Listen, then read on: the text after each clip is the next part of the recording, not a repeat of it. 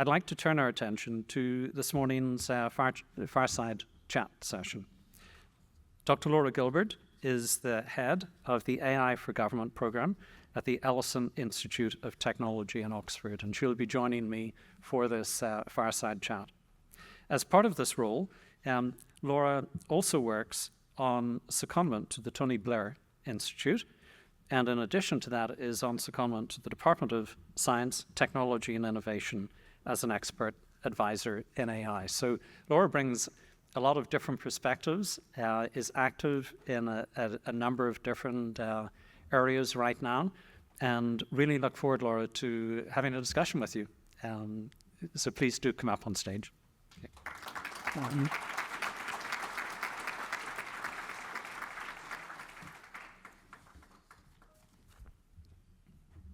Got lots of choice here.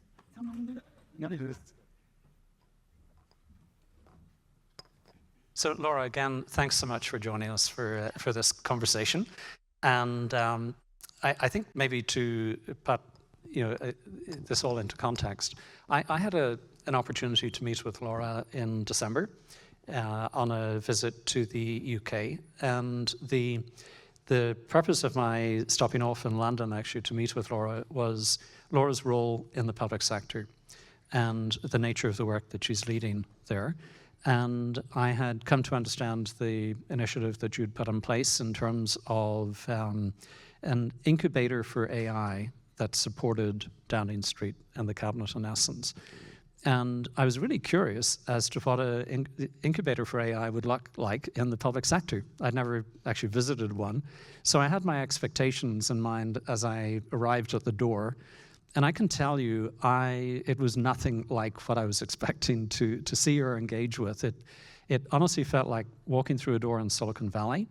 The nature of the team who were there, the energy that you could just feel coming into the room, the dynamic nature of the work that was being done, really gave me a sense as to not only what can be done in the public sector, but equally how that can be applied into industry. So what I'd love to do is have you describe that, Laura, for a few minutes and just put it into context.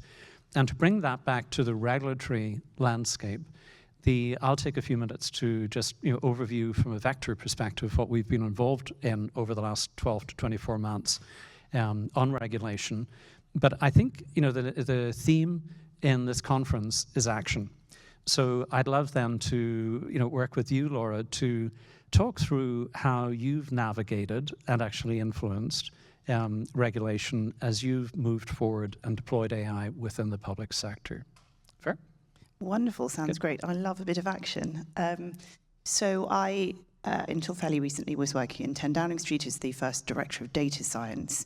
The purpose of the data science team was to make sure that the Prime Minister had the best available evidence on which to make decisions, and usually some quick predictive models. If you decide this, then we think this will happen. If you decide that, something else, and what happens if you do it in combination. And that has actually been going very well. We went from sort of absolutely no automated data to about 8,000 live data feeds and hundreds and hundreds of models that you could interact with when ChatGPT obviously hit. And an early government response, which I think was entirely appropriate, was to worry a lot about the safety.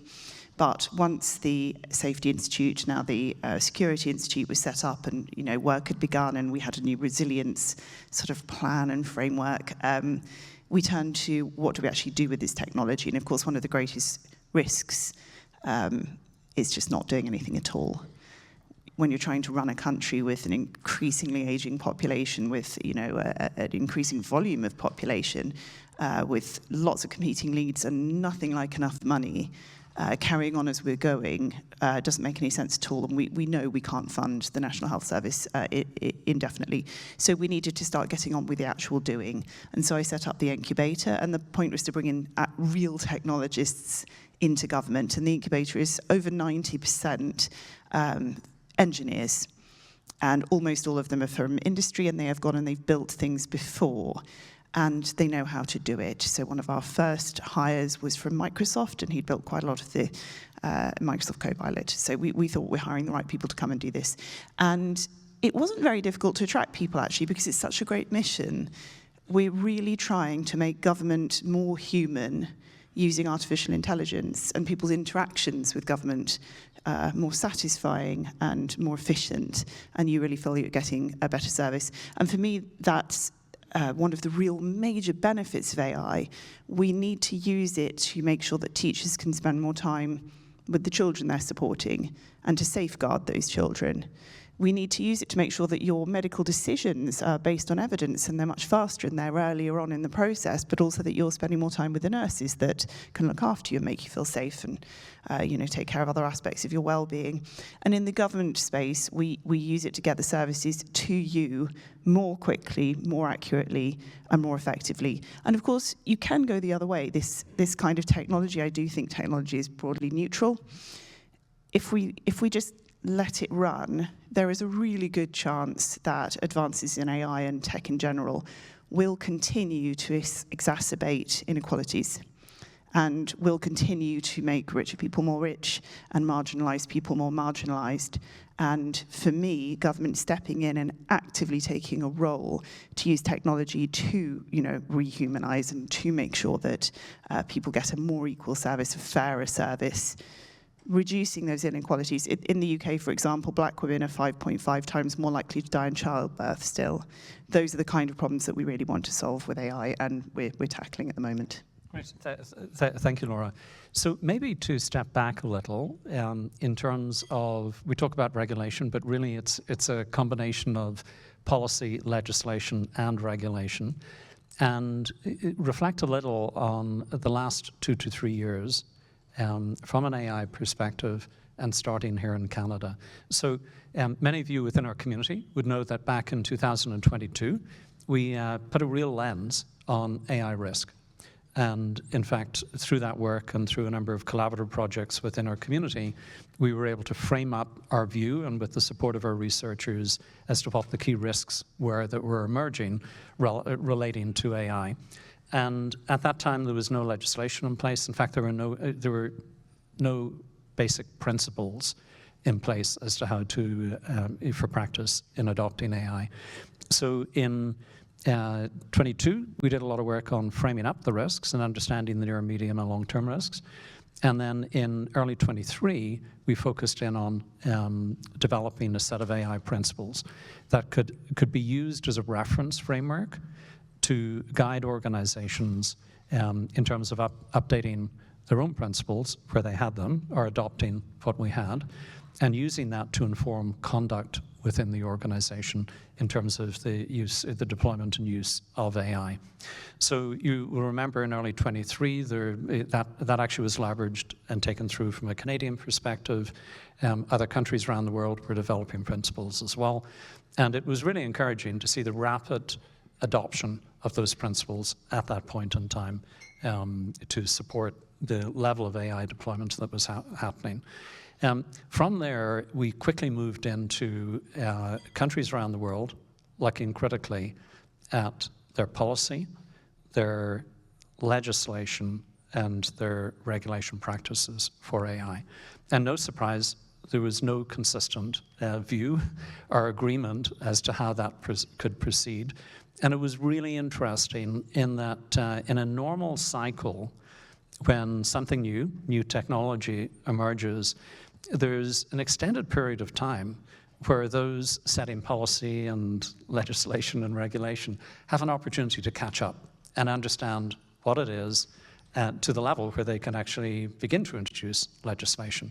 We were not afforded on the planet that time for those who were going to lead to understand AI.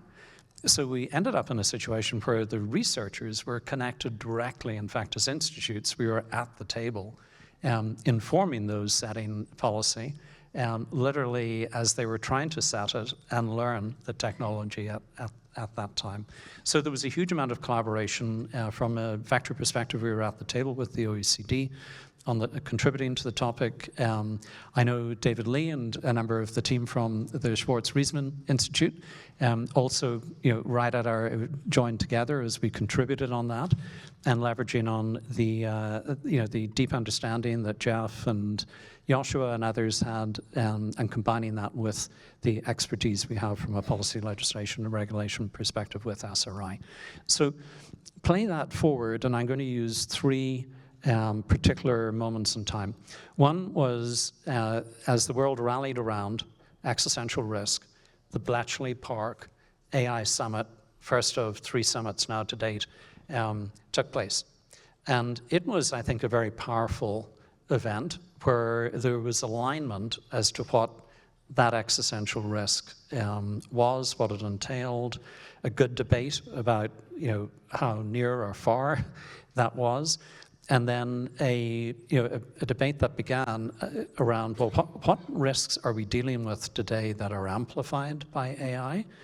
And as AI evolves, how will those risks evolve?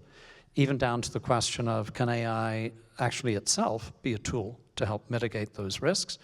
And then really, trying to plot out as best as the world could the pathway, the time frame to AGI. And many countries and regions stepped up to develop legislation and regulation. Now, there were some good principles that emerged at that point in time, and they ranged from, for instance, just simply getting some consistency as to what is AI, what's regular AI, what's the AI we're concerned with from a risk perspective. So definitions it was something that a lot of work went into. And then a whole number of factors, right through to concerns that needed to be addressed to ensure that the regulation wouldn't stifle innovation, the considerations around interoperability around the world. All of this resulted in quite an amount of regulation that was deployed in different countries around the world. In its implementation, there was quite different approaches taken. And in fact, those approaches, when we reflect on them today, are a huge obstacle to interoperability around the world. And what's interesting is that what is emerging to support interoperability, and in fact it contributes directly to risk mitigation, is the emergence of standards. And if you think about it, with other technologies that have emerged, what is it that actually facilitates safe, predictable interoperability with the technology? And it's standards. And if you go back to our Canadian AI national strategy, one of the pillars was standards. And what's occurred now, and particularly in the last 6 months, is that there's been a real focus, emphasis, contribution from ISO, IEEE. I can go through the list, you're all familiar with them. And that's how it's essentially evolving. Now, Bletchley moved to, in May 23, the Seoul Summit, and Vector had the privilege of being at the table, at the ministerial table, in those discussions. And what was really interesting was Bletchley was very focused on existential risk. And when we arrived in Seoul, the agenda had shifted significantly to much more of a balanced view between risk and opportunity, and actually a real recognition that we needed to move forward and accelerate understanding and capturing that opportunity. And national strategies reflected that around the world. Now play it forward to just a few weeks ago at the Paris Summit. And actually, before I go there, let me share with you a conversation we had at the ministerial table in Seoul. So it was very frank, very open. We were talking about how do we continue this momentum that we've started between like-minded countries. And the reality that, and the topic went to, well, half the people around the table are from countries that will have a general election, most likely within the next 6 to 9 months. And those people are not going to be around, right? The government will change, they'll be changed. And the topic went to how do we continue the momentum? And the conversation went very quickly to what we have supporting the collaboration are the institutes around the world collaborating very closely. And then the other, which leads up to our anticipation about the Paris Summit, was that it was going to be more about action. And when you think about it, AI is going to be deployed everywhere. So what becomes important is to not legislate the technology. What we need to do is really focus on where is it being deployed, what are the risks, so at an industry level, and for those things it enables that are powerful and present risk as well, it's those applications that need to be regulated. So it brought the whole conversation, and the Paris Summit was all about this, AI in action. How do we make sure that whatever AI enables can be trusted and does no harm? And now what's happening is there's a kind of shift in regulation in terms of even pull back. The Europeans have made a commitment to actually ease up on the nature of the regulation that's been deployed. Now, part of that is because it was developed without a full understanding of AI, without a full recognition as to how AI was going to be developed and deployed. And at the summit, Andrew Ng, I don't know if many of you may know him globally as quite a voice from an AI perspective. He made a very simple point that it's really important to regulate the app, not the technology. And he used a great example, which is that you can enable a dishwasher with AI, and that's one scenario. Or you can enable a train traveling across Europe at 180 kilometers an hour with AI. That's a different situation. And there is regulation in place in every industry sector that kind of address that. So we need to look at that regulation. We need to refresh it to support AI, and then as AI develops, we need to evolve that legislation. So that's really where the sentiment landed. Any comment you would add, Laura? And then I'm going to put a challenge to you to cover. Certainly the UK's approach up to this point has been to leave AI regulation with the existing regulators, and to keep it in the sort of individual, healthcare regulation already exists, and therefore the AI for healthcare should sit in there.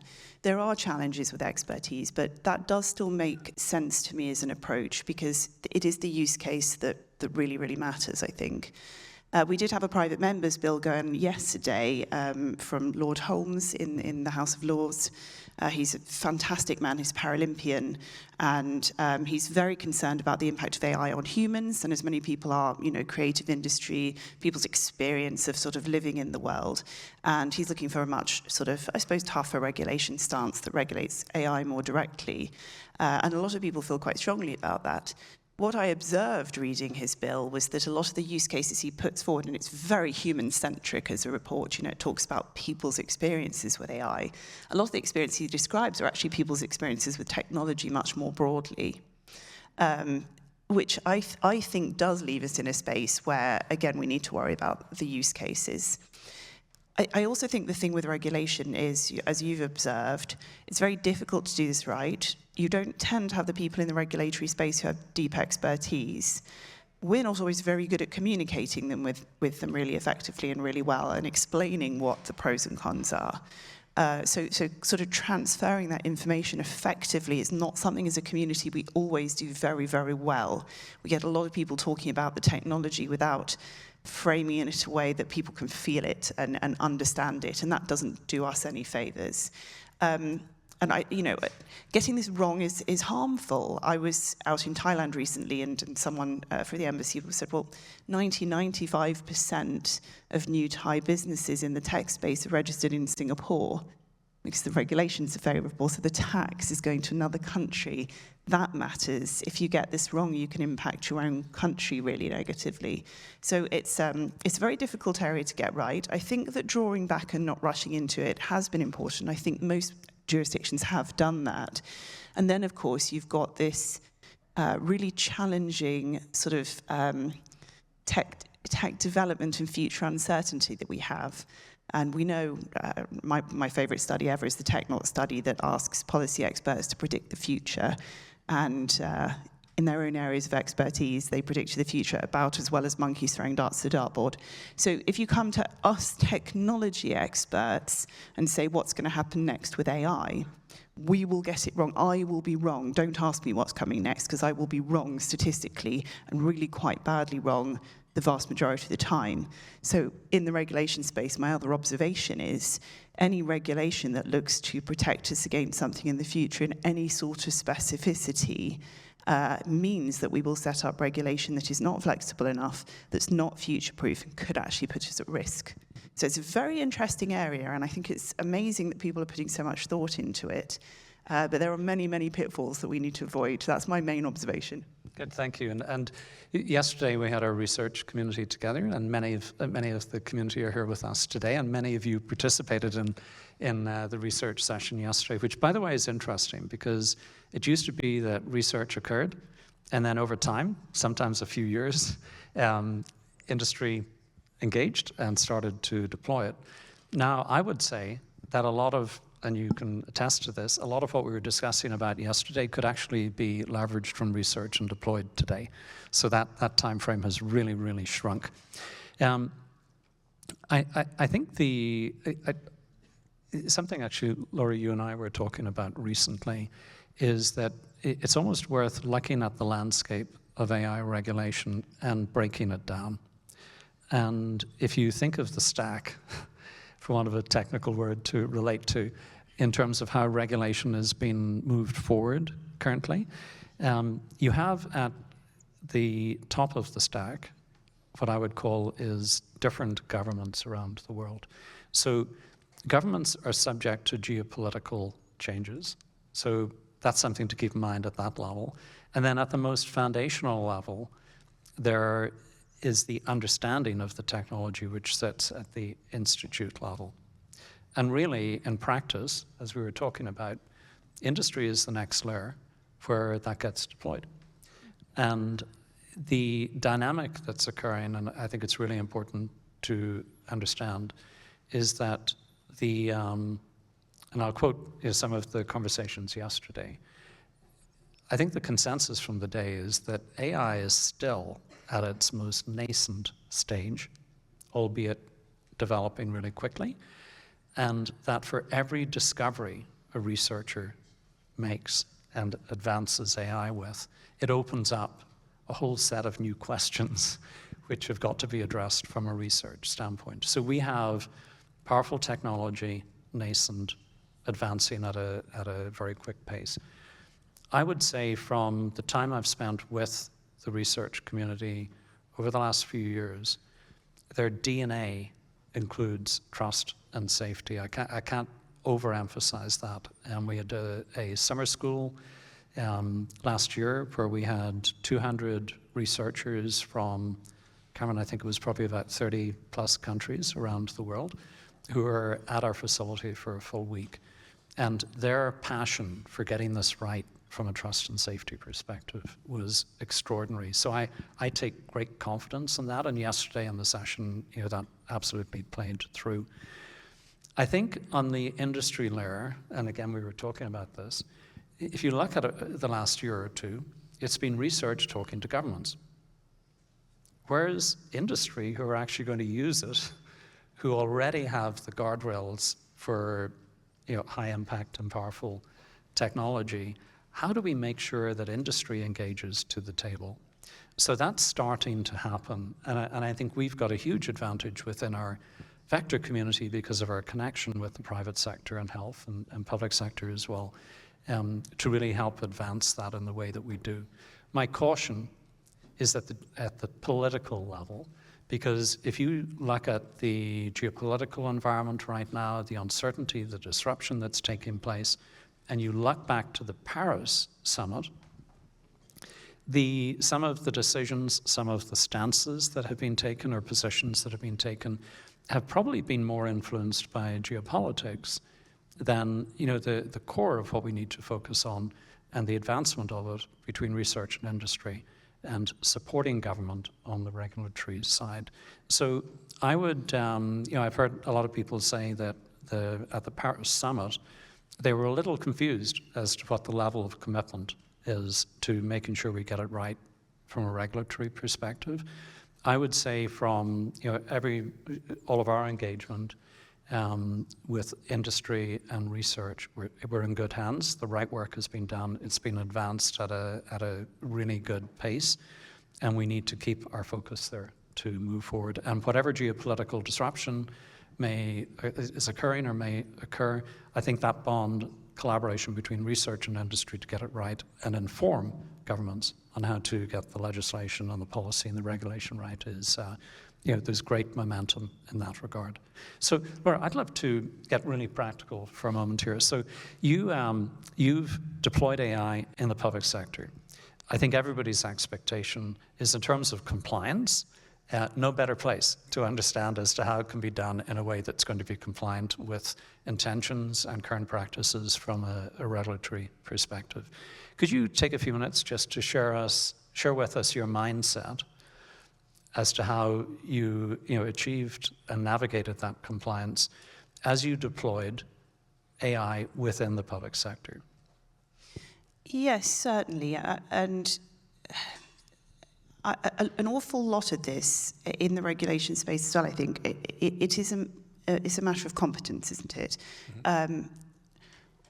Most technologists, as you were saying, I think are very ethical, and I think that particularly people like AI engineers, data scientists, the sort of ethics of the build is quite baked into the training and the approach and the understanding of statistics that you need to do this really, really well. And when we see it going badly in government and government adjacency, that it's incompetence, largely. It's people that didn't think about, shall we test the data in and the data out and figure out if they're treating different ethnicities, equally. It's when they didn't run proper tests. It's when they didn't agree contracts with the right level of auditability, and therefore have ended up with algorithms that are sending all of the, the white people out of prison on parole and keeping all the black people in because the contracts were not drafted in such a way that they can check that that's not happening. So there's only so far you can go with things like regulations and compliance if you don't have the right people doing the building. So for me, ethics in AI and compliance are so grounded in the expertise and the hiring the right people, and creating lots and lots of government frameworks as a governance framework sort of had a slightly limited impact. So this is why with the incubator, what we've done is we've hired people that we know are thoroughly expert, and we'll build the ethics in as they're doing it. That isn't going to work everywhere. So you were sort of saying that industry doesn't necessarily interact with government or hasn't in this space. We found that industry interacts a great deal with government in this space in that they email every day and ask for money. So lots and lots of kind of industry contacts saying, we see there's going to be money in this, can we have some of it? Very reasonable. But that also leads to a world where you've got lots of startups, right? And some of those startups are fantastic, and some of those startups are from people that have seen an opportunity, are going to hire a couple of kids with maybe a master's degree, if you're lucky, to build something and try and sell it. And that's where things obviously can go quite badly wrong. And if you run forward with that kind of technology, do real harm.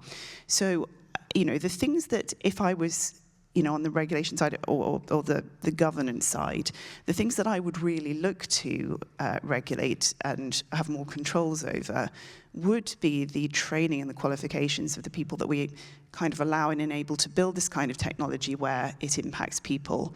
And I'd also like to see, in some cases, and this is where more central AI regulation starts to look attractive, I'd quite like to see some cases where you say, well, you're not allowed to do that. And I shouldn't decide what that is. It might be something where we know it when we see it. It's definitely going to be different in different nations. But I saw somebody demonstrating the other day something that reads your emotion from your face and then targets adverts at it. I would put that on the no list. Other people may feel really differently. I find that very invasive. But I think there's something here where when we go out and practically build, making sure that we really have the right expertise and the people have the ethics baked into the build, that's very, very important. And then you do still need this layer, though, that says, actually, you can't do that. That's not allowed. I totally agree, Laura. And I think going back to my comment, your comment on industry, what we found here in Canada was within our community as we collaborated on developing those AI principles. We did that with our industry partners and our health partners as well. And we're able to come with a combined view on principles, but then each organization itself was super active dealing with government. But my comment on the global stage is these AI safety summit meetings have typically have had heavy representation from government, from research and technology. And it's broader industry that I think is going to play a big part in supporting government and getting it right from a regulatory perspective. Absolutely, in broader industry, embracing those professional standards, and of course open standards, as you mentioned, that work across boundaries, so that we're not impeded in progress and development. I think they're in a very good position to drive that. If your big industry adopts and embraces open standards and agrees to be really quite transparent about what they're doing and why, we're in a very, very different world than if they go the other way. And they really do have the power, I think, to affect the way that people think about regulation and, you know, the way that particularly the larger industry players act can make people in and near to government more nervous or more confident. So the signalling you're sending, and I'm very pro-openness, I'm biased, but the signal that you're sending when you're very open about how you're doing things and how you're evaluating and how you're assuring, the more open industry is, the less I think that people feel a need for strong regulation. Good. And actually you touched on 2 points just there as well that is emerging within our community is really important in practice. And that is, as we deploy AI and particular models, that our ability to, explainability is the term, but our ability to explain the output is something that requires the right skills out of the gate, and our ability to evaluate the models, and we spoke about that a lot yesterday from a research and applied perspective as well. So all elements, I think, that fit into this broader regulatory consideration. What I'm particularly encouraged about as well is you made the point about you've got to have the right talent engaged. And there's great momentum that I'm seeing in Canada, and it addresses the anxiety consideration that we have within the country about AI. And it's the focus at an organizational and now an educational level, supported by government, at ensuring that we really build awareness and literacy and expertise in the country at the right level to get everybody comfortable to move forward and adopt. And I think a principle you touched on as well, Laura, that's really important, and I'd extend it a little, is that as we interact with AI, with people, whether they're customers, citizens, whatever, we've got to make it feel like it's normal for them, that they see themselves in that interaction.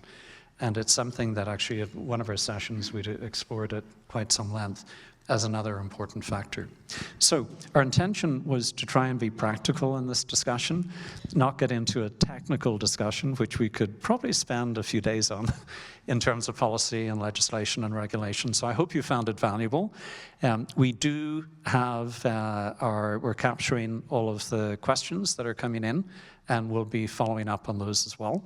And in the meantime, Laura, I'd like to say a huge thank you for coming from your home in the UK all the way over here to join us at Remarkable. We really appreciate it, and thank you. It's been an absolute pleasure. Can I tell a little story before I go? 30 seconds? Yes, I'd like to absolutely. just tell you one thing that you might find interesting. We do a lot of practical AI in the UK government, which we're very proud of. And since we touched briefly on legislation is currently being auto-generated by artificial intelligence. So we have a new tool called Lex. You're able to investigate current legislation, which is very difficult in a human-readable way under normal circumstances. You can find gaps, you can look for opportunities, and you can get it to draft legislation that meets your needs. And this is one of the way we build for users. That sounds very dry. The other thing it will do is once it's written your legislation, it will run a parliamentary sentiment analysis and tell you which MPs will vote for it or vote against it and why. So we've had this quite theoretical sort of conversation, regulations, etc.